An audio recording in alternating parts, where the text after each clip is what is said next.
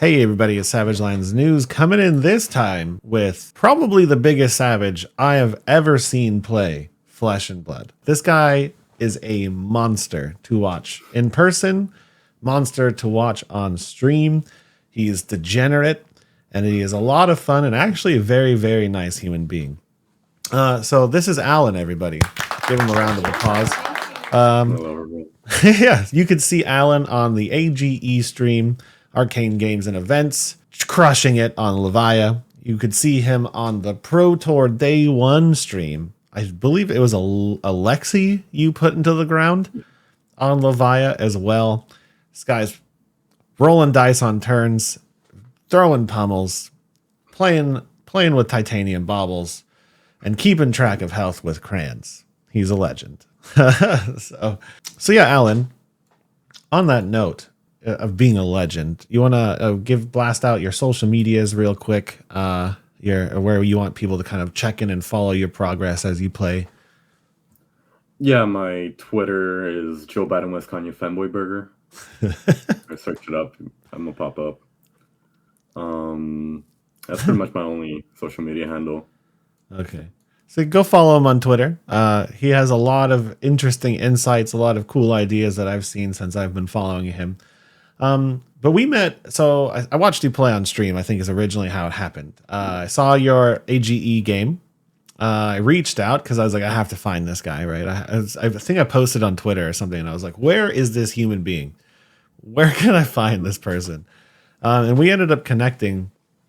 And I wanted to bring you on after that event, but we kind of were like, let's do Pro Tour first, see what happens at Pro Tour, and then we can kind of come and have this discussion, right?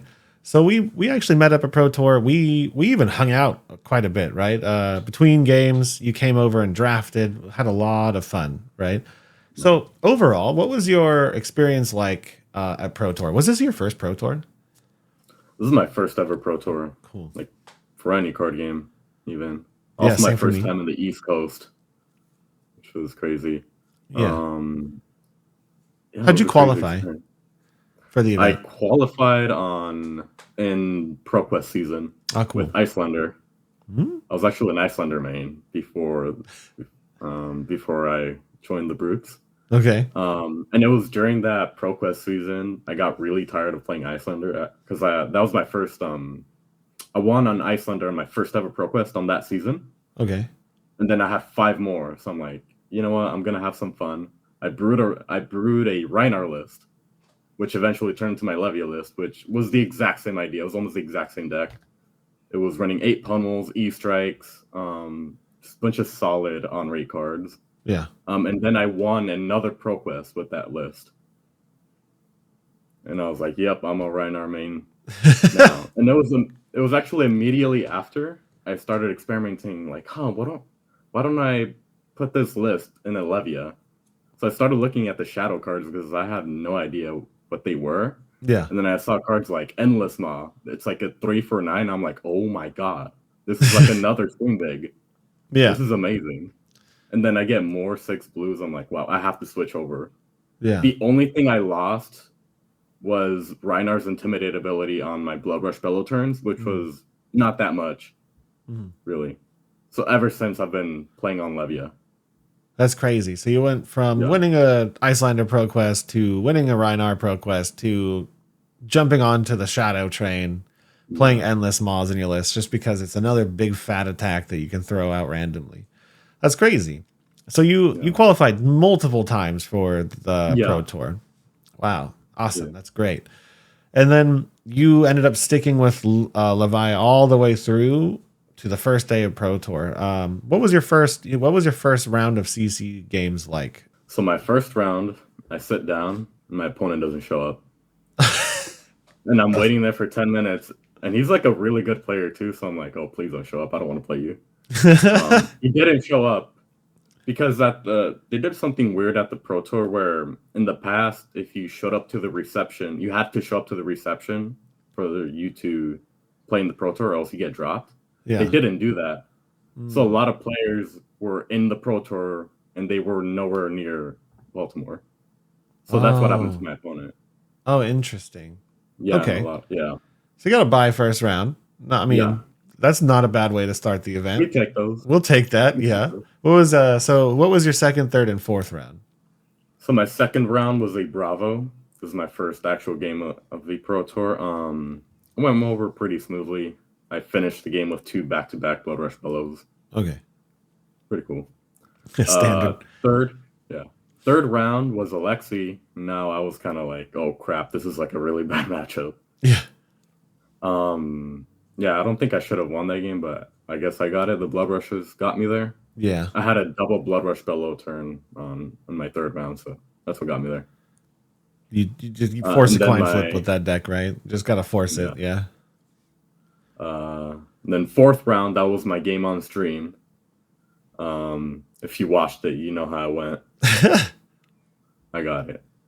I think the game, my opponent's hands that game they weren't that great. Like he had to pop snaps like turn one and a lot of weird stuff. He had to like overblock the CNC with his tunic, which was a weird choice. I don't understand what was going on with my opponent's hands, but he didn't have a pop off turn, so I could just like beat him down. Yeah. And that's how I Okay. got it. I mean, yeah, 4-0, even with a bye, 3-1 day one, 4-0 day one, is pretty impressive, especially on like, what I would say is widely considered the weakest to second weakest hero in the game, right? I disagree though. Yeah, I think a lot of people disagree, right? Or a lot of Levia players disagree. Yeah, I mean, it's the same concept as Rhinar, I guess, right? Like you can kind of force advantageous positions with Blood Rush Bellows, and then you have a couple cards that you really rely on, like Swing Big and Endless Maw, and yeah.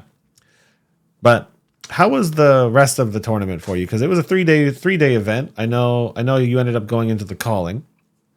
So how was the rest of the tournament? And we were talking about bringing KO to the Battle Hardened. So how was the rest of your event? Okay, so after the CC portion, I went into draft. Yeah. And obviously because I went 4-0, my draft pod was stacked. It was like the third top table. There was another friend from San Diego there, Zane Johnson, who was like an amazing drafter. His Yeah. buddy there, who they all draft together. And then there's also Brody Spurlock, and Oh no. I'm forgetting his name, but he's the same age as Brody. So it was a really stacked draft pod. And I could tell like I was like unprepared. I tried to force Azalea. Okay. So what I did was take all the buffs first because I figured those will go first, and I was passing all the red arrows. And I think the other people in the draft pod saw the red arrows going around, so they went into Ranger. Oh. And then at one point there was 4 Rangers in the pod. One of them switched out, so it was 3 in the end. But That's still a lot. My deck was like horrible by the end. Oh, wasn't getting any arrows, and I 0-3'd. I just bombed that draft. Oh, me too, buddy. And I Don't was worry. low key, I was a little tilted because then if I was still in for day 2, Yeah. but then I was gonna start off with draft, and I'm like, I really don't want to play draft. So I know I'm that terrible. So I played in the calling, and the calling went kind of terrible. I played like 5 Lexis, a Katsu. Oh. It was just as soon as I lost to the first Lexi, like you're gonna get into the losers bracket, and Yeah. I figured it's like really bad for Rhinar or Brutes in general because you go into the other aggro decks, which is like it just starts off like a chain reaction. You really do have on Rhinar, like that is always my plan. It is to get lucky in my first game and then just continue going up towards all of the decks I can beat and leaving the aggro decks behind. But as soon as you drop a game, you just go into the cesspool of like rune blades, ninjas, the Lexis that couldn't win the mirror, and it's just absolute trash down there. Yeah, that's exactly how I felt. So after like 5 rounds, I'm like, I do not want to play like 3 more Lexis. I'm out of here. Yeah. I dropped. Then I played a CC side event. I played with my Kano deck. I needed to do something different. What's funny, I learned something really funny because I'm not that experienced with Kano, so I went into another Kano mirror match in that side event. It was a really slow, grindy game, and then I think I left my opponent with like 2 cards in hand. I'm like, okay, I'm gonna do the Aether Wildfire combo. I play Aether Wildfire, Then I play my second one. My opponent blocks none of it. I'm like, what the hell is going on? Yeah. And then for the third spell, I come in with Blazing Aether. I'm like, okay, this is doing like 1 billion damage. My opponent's like, okay, I'm gonna Kano. I forgot what he played. And he's like, this is gonna come in for 18. And I lean in, look at Aether Wildfire, and I read, oh my god, this affects all spells this turn. No way. I didn't even know that.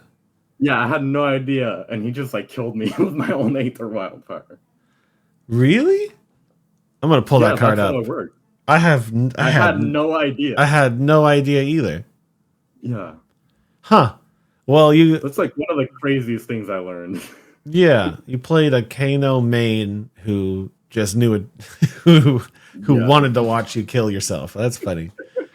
Yeah, it was hilarious. It was hilarious. So overall, how would you rate your total Pro Tour experience? Right? Did you thoroughly enjoy it? Is there any did you find the tier of competition like very high? Like, what do you think? Yeah, competition was very high, especially at the draft pod. It was probably like the highest competition for a draft pod I've ever had. Yeah. Overall, I had a lot of fun. I still had a lot of fun. I just wish I wasn't too salty and would have played in day 2 of the Pro Tour and just had fun. Yeah. So that's the one thing I would have changed.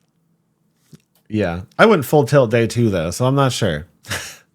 I bombed my draft pod day 2 and I was just so tilted it was ridiculous. But I clawed it back out in the CC games and started enjoying myself again. But yeah, it was really hard not to get tilted. Yeah, it was weird. I've never been tilted before, but man, I was really on tilt that day. So your first ever event, multi PQ qualified, big Pro Tour. Are you gunning for nationals now? Yeah, I do want to play nationals. This time around, since it's going to be a new draft set, or it's going to be Monarch, I'm hoping I can redeem myself. Like, hopefully, get a good drafting group online. That's what I'm hoping. And actually get good at it. Yeah. Well, I'll invite you to our drafts online that we're gonna start doing. I'd be really down for that. I'd be really down. Yeah, because I need to practice draft too. Yeah. Yeah. I think 4-0 CC and then bomb and draft pod, like that is so hard to see, because like you could have.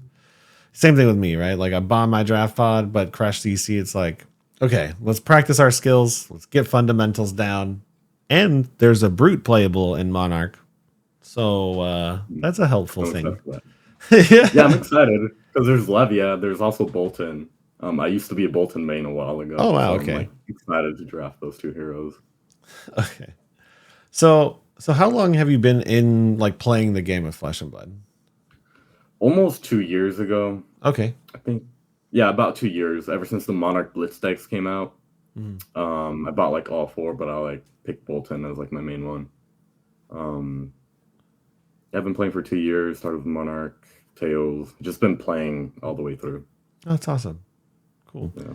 And then, you ended up now on Levia, but you said you played Bolton, you played Icelander for a little bit, and you played Levia now towards the end. There's not really a pattern going on here. What makes you pick your heroes? I don't know. There isn't really a pattern. It's just what I happen to enjoy. I started off with Bolton, and I really, really enjoyed him until all the Icelander came out, and it just made Bolton really terrible. But I enjoyed Icelander. I'm like, wow, because I played Icelander at the world premiere for Uprising. I'm like, wow, this deck is so fun. It's so fun. That is cool. So I just enjoyed Icelander for a little bit. And then got bored of her. She took way too much brain power. I'm like, I'm done with her. So I want to play Reinhardt. Actually, the main reason I started playing Reinhardt is because I wanted to pummel. Okay. Because from the other side of the table, I've seen Oldham's CNC pummel me, and I'm like, that looks so fun to do. I want to do that, but I don't want to play Guardian. Yeah. So I just threw a bunch of big brute cards, pummels, CNCs into my Reinhardt list, and now my Levia list, and that's where I'm at now.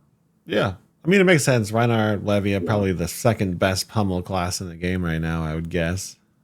Yeah. Yeah. Because they have a pummelable weapon. Yeah. Oh, what happened? Oh, they also have a pummelable weapon, right? Unlike most other classes. Yeah. And Yeah, but I never like to pull my own weapon. Well, most of No. the time I'm on claws. You Oh want yeah, that that's true, discarded huh? anyway. Yeah. Yeah. Okay. We'll dive into your list because it is a very interesting list, right? I think remember the first time I looked at it, I was like, "What is going on in here?" It didn't make any sense. But once I actually played it online on Talishar quite a few times, and I won most of the games. I mean, it's Talishar, but like the deck works. I don't get it. I don't, it breaks all of my fundamentals, but like it works. It's weird. So on that right now, like you qualified for Pro Tour. We kind of had a good time over that weekend. What are your future goals? Right? Is it you said kind of like alluded to getting better at draft, right? But do you have you've already won a Pro Quest? Is there like a major milestone you're kind of setting your eyes on now competitively? I just want to make top 8 of like a really big event of like a Okay. calling, Mm. nationals, pro tour. Yeah. Yeah, that's the next big goal for me. And do you think you're going to be staying on Levia for a while? We'll see how the meta changes and what new cards there are in Dusk Till Dawn. Because if Mm. James White alluded that there might be like no Levia support He during the did Q&A kind of. session. I don't know if that's true or not, but I got that sense that there wasn't any good Levia cards. Every But time there we might. ask a brute question, LSS is kind of like, nah. Yeah. I don't know So why. it They just don't like us. Yeah. yeah. So it just depends on the next set. I feel more than likely there might be a lot of good stuff for Bolton, Oh, and I yeah. might be back on Bolton if Oh, I didn't Bolton's think like about any that. good. Yeah. Or like a fancy new Light Warrior, right? They revealed new Prism, new Shadow Yeah. Rune Blade, maybe new Light Warrior. I don't know if they'll do a new Light Warrior. Dory too. I've Maybe. heard. I've heard a lot of people think Dory gets the Starvo treatment. Yeah. Yeah. If they're gonna do a new Dory, it'd be a Light Dory. Yeah. Man, Beacon of Victory would be insane in Light Dory. Oh my god. Yeah. I don't even want to Yeah. think about that. That's the biggest Dawn Blade of all time. Yeah. Yeah. I'm excited. I'll just have to wait and see what they Yeah. release. All I'm hoping for is like one acceptable brute card. Just give me one. I just want it. One more. Yeah. But we'll see. Okay, so what's your like right now we kind of just got through the first major event. You've been playing in quite a few of those kind of 1K, 2Ks over at AGE, right?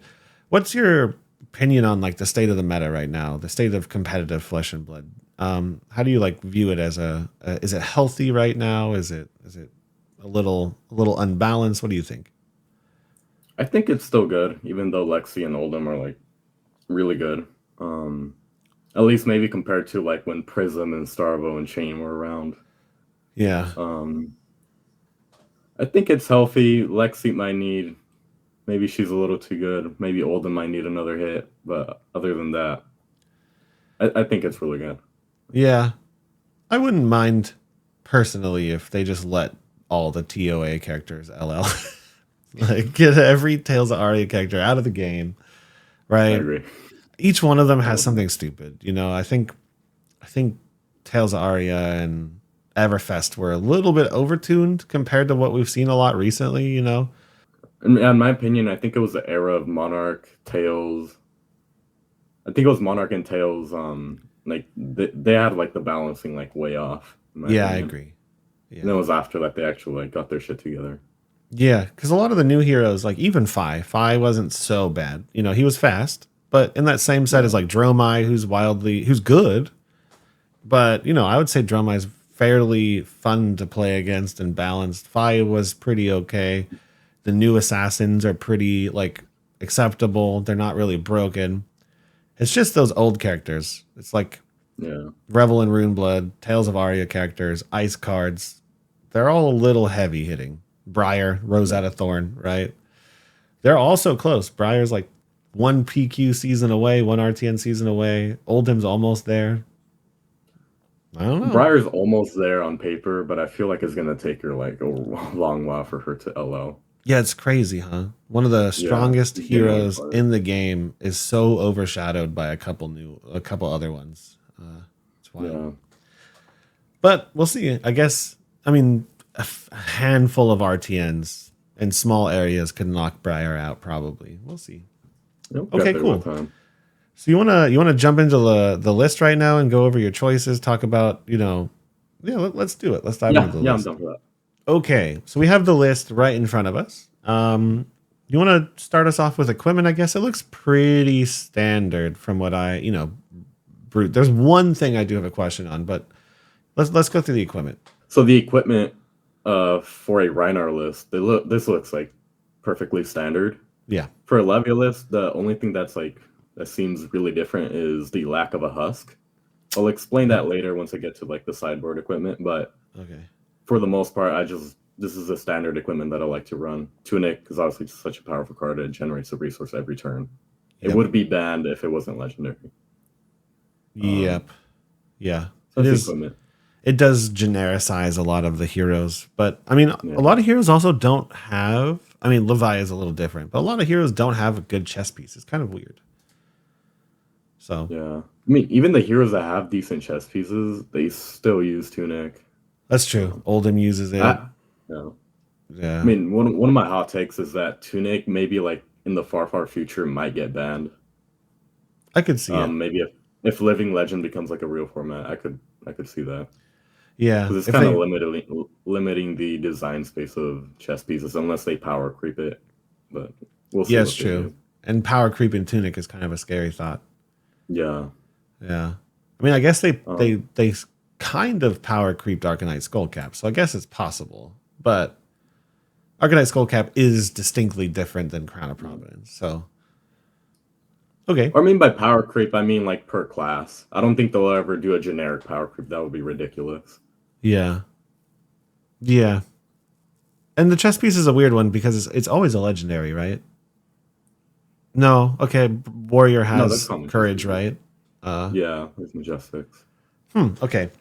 So yeah, very generic. I mean, you're running a pummel list, which spoiler, we'll get to in a minute. You can see him right there. So Mm, Tunic makes a lot of sense. Crown is just the best legendary helmet right now for almost everybody. For everybody, right? Um, yeah. Gambler's gloves. Why Gambler's gloves over Skull Crushers? It gives you insurance against rolling a one. And in this list, as you're gonna see, you will rely on Scabskin Leathers for action points. Yeah, yeah. You roll a lot. Yeah. Yeah. Okay. And then obviously scab skins go with gambler's gloves. We're like the only class that has to equip two pieces of equipment to make our legendary function very well. And then mandible claws, right? So Yeah, this is a claws, we claws love our list. solo trains. Yep. And you took out club for your pro tour. I think originally you had club in the sideboard at one point, right? Yeah, I had it in there for a couple of slow matchups. Then I realized like it was mainly for the Rangers, but they're so power crept now that I need a high roll with Blood Rush Bellows. Yeah. So I only run claws now. Yeah, let's go over the main board. Okay. Go ahead. So as you can see, the main board is 58 cards. Probably the first thing you notice, it's a lot of Rhinar cards, not that many Shadow cards. Yep. So you can already tell this is a Blood Debt Less. I do not Blood Debt Less list. Yep. I do not want any bit of Blood Debt in my banish at all. It feels really bad with this list.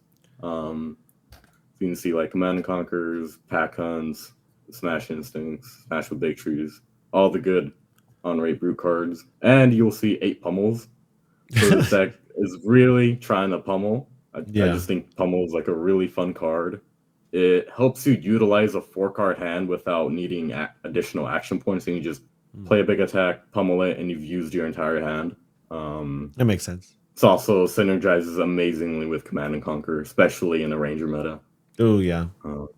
And all of your reds are, so you've got, I mean, CNC, the only really decent on hit. Swing Big, the biggest attack we have. Smash with Big Tree, the second biggest attack we have. That costs 2. Smash Instinct, which is just another 2 for 7. And Pack Hunt, which is, I guess with the theme of like, 9, 7, 8, 7, why Pack Hunts over something bigger? I don't want to, because in Blood Rush Bellow turns, usually the math works out better with a 2-cost attack at the end. Yep. When you have a 3-1, it's a little riskier. Sometimes you just can't get it off. Okay, so I like that the makes 2-cost with Pack Hunt. The reason I run Pack Hunt over something like Skullcrack or like another 2-cost 6 is I like the the Intimidate on it because it's Mhm. already an on-rate card, and you get the additional Intimidate. So it's really good in like the Fatigue matchup against Oldham. Yeah. Even though this list won't fatigue like crazy, the Mhm. one fatigues you get every other turn is like it adds up. It really does add up. It does, yeah. Pack Hunt's one of my Yeah. better cards in Reinhardt, just because Intimidate really does add up, like you said. Over the course of a game, Yeah. Intimidate is like sometimes 6-9 damage, you know? Yeah. And sometimes it just hits the right card, and it's like so annoying for the opponent. Yeah, the only D react they're holding, whatever. Yeah. Yeah. Yeah. Cool. And then Endless Maw is your only true Blood Debt card, right? So this used to be a Rhino list, as you can tell. So when I switched over to Levia, I was looking at all the Blood Debt cards. I realized I can only really run 2 that I want to play before the Blood Debt starts getting really risky. Mm, yep. And the best choice I could have for this list that likes to just block for this list that likes to block with 2 cards and just pitch a blue big attack. It was just Endless Maw. It's a 3 for 9. Yeah. Like that is an incredible rate. It's like another swing big that costs 3. And in this list, the Blood Debt 99% of the time is not a downside. Yeah. Okay. So you basically play one of these probably, and then try and get your graveyard big enough to see the second one if it Yeah. goes that long. So you're not really worried about trickling blood debt. Yeah. Yeah. Yeah, pretty much. Because I can see it early and just banish my graveyard when there's nothing with Blood Debt. And then I like to see the second Endless Maw like really late in the game. If I see it soon after I played my first Endless Maw, and I know the game's gonna go long, I don't like to play. I'll just block with it. Yeah. Which I was gonna say, which is the reason that I just run 2 instead of 3, because then the third one gets like really, really risky. Yeah, it makes sense. It makes sense because like even one blood debt over a decently long game is way too much damage. Way too much damage. Okay, so a lot of really big, powerful reds here. You got Rainbow Pummel, and then it looks like you kind of have the typical safe yellows, right? Yep. Yep. Any reason Yep, you I picked run. these ones over, the other ones? Well, there aren't that many other choices. I think I exhausted all my choices. That's why I'm running like 2 reincarnates. My list needed like 2 more 6s, and there wasn't any other choice. So I just put in reincarnate. Yeah, there are 6s. They pitch for 2. Since I run a ton of blues, I can actually play these. Okay. Like just come in for 6, and they're a pummel target. Yeah, they're all decent. The only one that I'm not running is I think it's called Pack Hall. Yep. That one is really bad on this list because if I flip over Blood Rush Bellow and it goes to the bottom, that's like the worst feeling ever. I hate that card. I do not like that card. So that's the one I like refuse to run. Even Like the rest are even good. though it's more likely it won't do that, it's more likely to get you closer to Blood Rush than it is to flip one. When it flips ones, you just want to flip the table. Yeah. The thing is, like, I don't really care about like if I draw blue. Like I like my blues. The stack likes blues, so it's like Okay. I just don't like it in this list. Our yellows are bad. I mean, that's the unfortunate realities. Like, we need a lot of 6s to function. We need weird pitch curves to function on blood rushes. But basically every other yellow we have available is a discard card. And those are below rate, really below rate, right? There's a reason no lists run the other yellows because they're all bad. So give us better yellows, please. Then your blues. And then the blues. The first one, Barrage and Beatdown. It's a solid card. Blue blocks 3. Yeah. Unless you utilize like a 3 or 4 card hand. Sometimes it messes them up. There's Deadwood Rumbler, which is a blue 6, which you always want to run, even if it doesn't block. And sometimes you can play it. It's really not that bad if you play it. It's the same rate as your yellows. Yeah, that's true, huh? Yeah. It's not a bad card. 2 Reckless Wings. This card is great. It blocks. You can deal 2 damage to your opponent. Yep. The reason I'm not running 3 is because it can get a little awkward to block with it if you constantly get it, because this deck likes to block a lot. Yeah. And also your opponents they're always going to assume that you have 3, even if you already played 2. So that, like I've noticed, like people always play around the third one. So It's a nice thing. Yeah, drawing too many in one hand is the worst. It's like the worst thing that can happen. Yeah. Then Soul Harvest. Unfortunately, I can only run one, but it's a blue 6.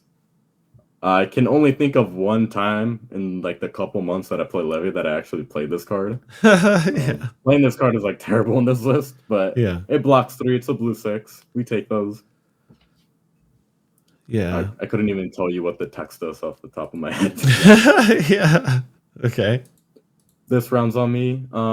This used to be a sideboard card, but since Brute's blues are like kind of bad, you can just throw it in the main, and it doesn't really hurt the deck, and it's useful when you need it. This card is good against Katsu and Fi. Yeah. I love it against Katsu because it gets rid of their breakpoints. So so all their 3 attacks, they become 2, and you just block them with armor. So you can like block them out very well the turn you play this card. Yeah. This card's awesome. Also, if you just get it turn 1 and you're going first, you can just affect them a little bit. Yeah, free advantage, right? Turn 0. Yeah. So I was gonna say all the blues in this list always stay in the main. They never go out. Okay. Yeah. And then the last one, Wrecker Romp. 6. Almost never play it. Skipping the legendary one. I want to save the best for last. Titanium Bauble. one on my list. I brought it to the Pro Tour. I think this card is good. It's a blue and it blocks 3. What else could a Brute want? Yeah. But it also has a couple other uses. First, there isn't a single Assassin Dagger that affects this. So this will always block 3 against Azuri. You can also block Give and Take, and it won't trigger it. You can also reveal it to Bingo's on hit. So no way. I didn't even think about any of that stuff, dude. I swear, it's a tech piece. Reinhar's blues are pretty awful. and honestly, what you just mentioned, being able to just ignore Azuri's ability is actually kind of cool. Huh. Yeah. So it's a cool interaction with this card. I'm going to add some Titanium Baubles to my list. I didn't, I know the meme is the meme, right? The meme dream, but I didn't realize it actually had some tech to it at all. That's hilarious. Okay. Yeah. Also, just the sheer intimidation and confusion you cause on the opponent. Because I remember my round 4 feature match at Pro Tour, when I pitched it, my opponent was confused for like 10 seconds. Like, what the hell is that? That's illegal. Another one of the best cards Reinar got out of the Reinar vs. Dory set. Exactly. Okay. So you run, what is it, 3, 6, 9, 12, 13, 14, 15, 16, 17? 17 blues? 16 blues? Wait, no, we're missing some. Oh, all of these up here. Okay, you're running quite a few 40, blues. I think. I forgot the count. Yeah, 22. Yeah. So you got 22 blues main deck, 20 reds, 16 yellows. Okay. That's a lot of blues. But I guess this is a pummel list, huh? So you kind of are resource starved. Yeah, I really like blues in this list. I really like being able to play my bad yellow 6s as well. Yeah. So it just makes the list like really solid overall. Okay. And then you want to dive into the sideboard real quick? Yeah, let's go into the sideboard. Let's do it. So,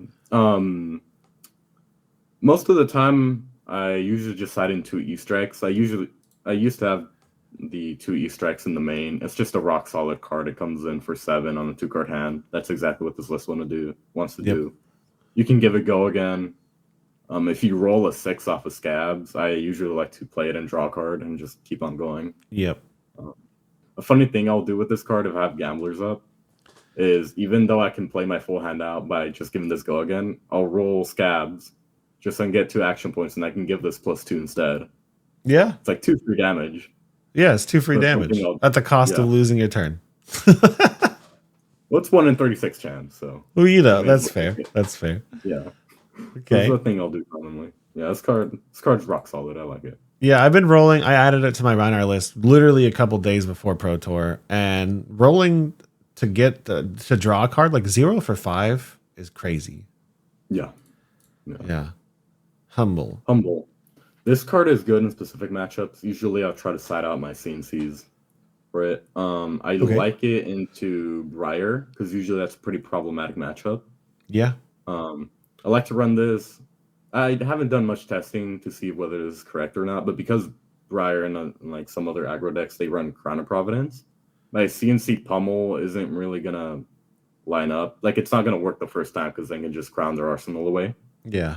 I figured Humble's a little better because if it hits, it's gonna affect Briar's hero ability, and Briar's hero ability is like one of the strongest in the game.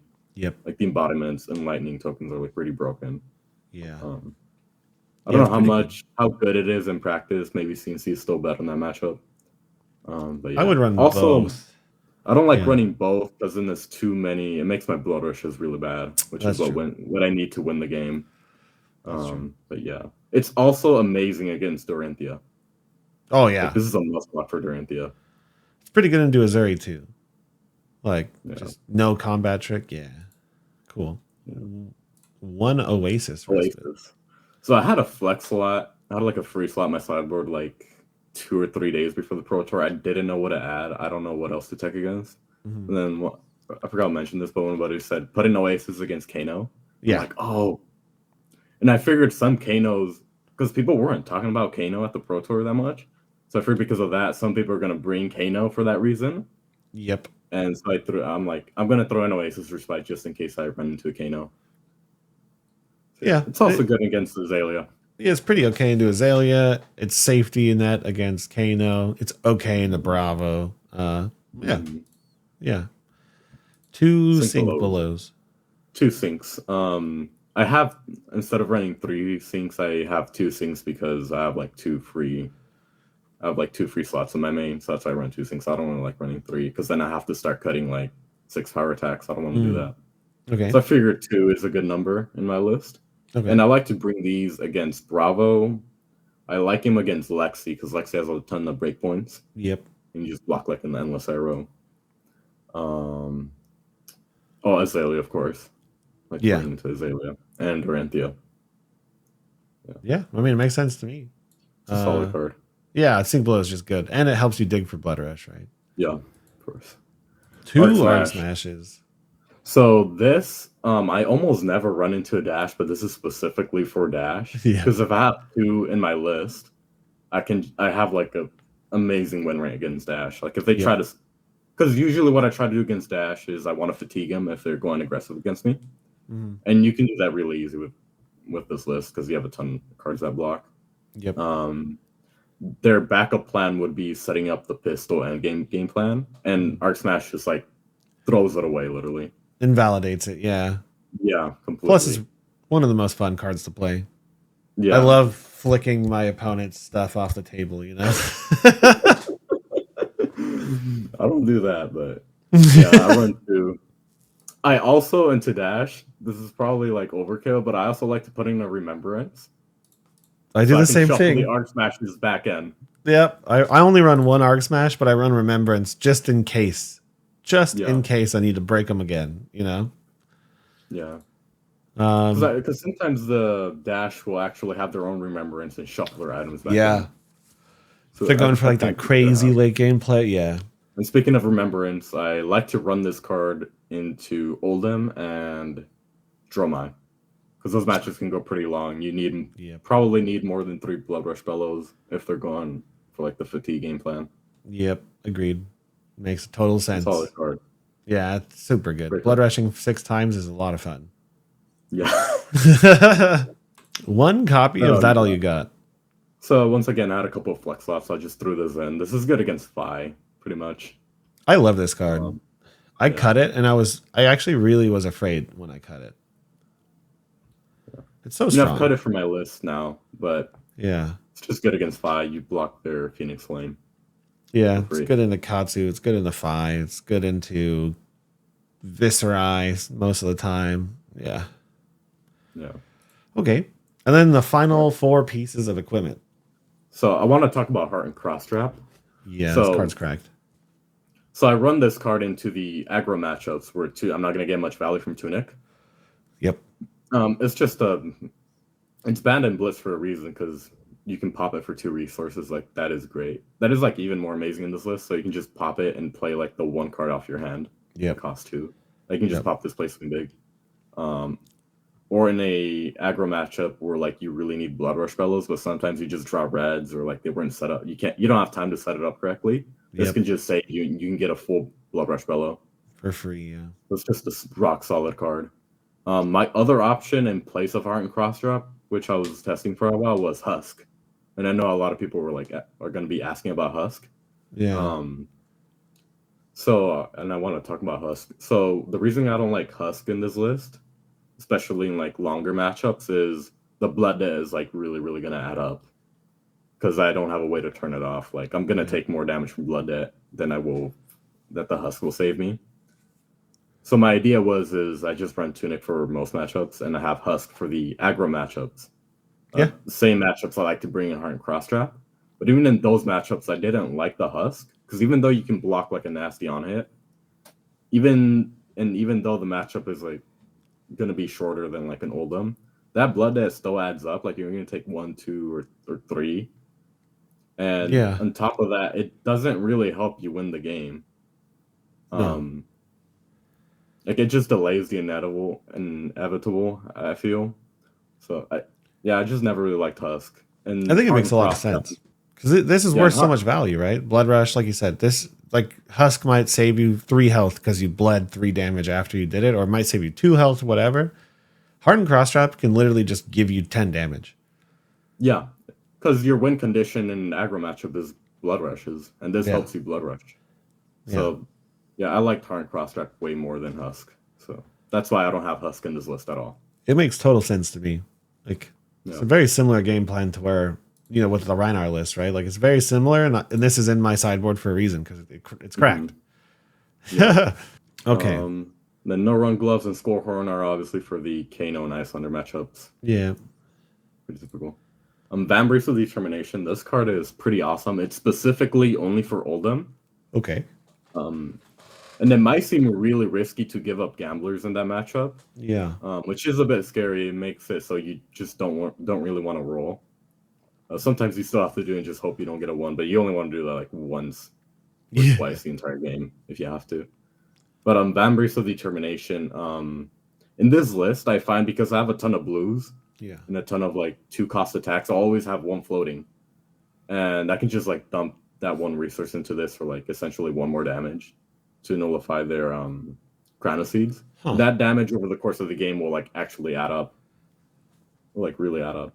And sometimes it causes the Oldham to like, if they're running their shield, don't where you pay 1 mana, I forget the name. It'll make them not want to crown and shield at all, which is like really good for us because they don't want to deal with me just like activating Vambrace. That's an interesting one. I mean, it makes sense too. You have so many blues, like because I actually considered running it, but I don't have that many blues. I have 17, and my resources are always like basically consumed. Oh, it was really tight, yeah. But yours, 1 floating this, even if you just get it in like 4 or 5 times, that's a lot of damage. Yeah, that damage will add up. Yeah, against an Oldham, it's a lot of damage. I like that idea a lot. I like the idea. Yeah, I like this card a lot. So over your weekend at Pro Tour and probably even in games after this, which cards in your list have overperformed, and then which cards have underperformed and or you've already replaced? Well, obviously the biggest overperformer was Blood Rush Bellows. Yeah. I should probably, I don't know if I mentioned it, but this whole deck, other than the pummels, is like built to have rock solid Blood Rush Bellow turns. That's why I have like so many blues, because I almost always will like draw blue, or, like have another. I'll be pitching like 1 or 2 blues every Blood Rush Bellow, and it just lets me like get a full Blood Rush Bellow turn like super easily with this list. Because I realized that's the win condition of this deck, on top of the pummels. Yeah, and then obviously the second best overperformer were obviously the pummels. Okay. Pummels are great. Great card. The red one is like if you think about the rate on this card, it's like a 2 for 4. Yeah. But if the on hit hits, that usually prevents like another 3 damage on average. It's almost like a 2 for 7 with like go again, if you think about it that way. I thought about putting only red pummels in because exactly that. It's like a 2 for 7. Yeah. Right. Yeah. With go again.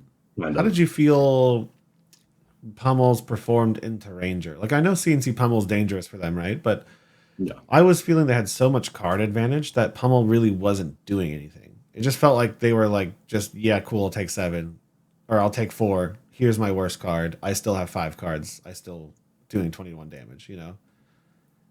Yeah, if they have like nasty turns, there's not much you can do about it. At the end of the day, in the aggro matchup, you have to win with Blood Rush Bellow turns Okay. and just have pummel turns in between to like help you get that damage through.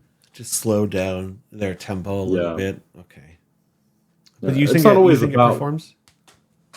what happened. You think it performs pretty well in the Ranger? Yeah, it just performs really well into any matchup because the way I see it, it's like it enables me to use my full hand. That's the Okay. way I see it. It's like a go again attack in a Yeah, it way. makes sense. It makes sense. So Blood Rush Bellows, obviously, Pummel for you was a really high performing card. Yeah. Any low performing cards?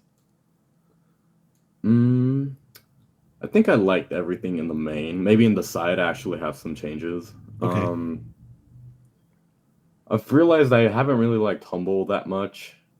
I have this. Yeah. Um, I don't like that it blocks 2. I wish it blocked 3.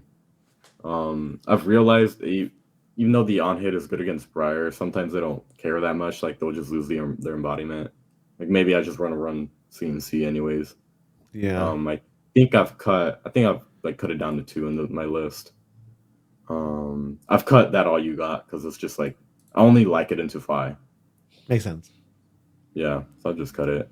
Um, Yeah, Humble for me is the same thing. It's like because you don't know if it's gonna do anything.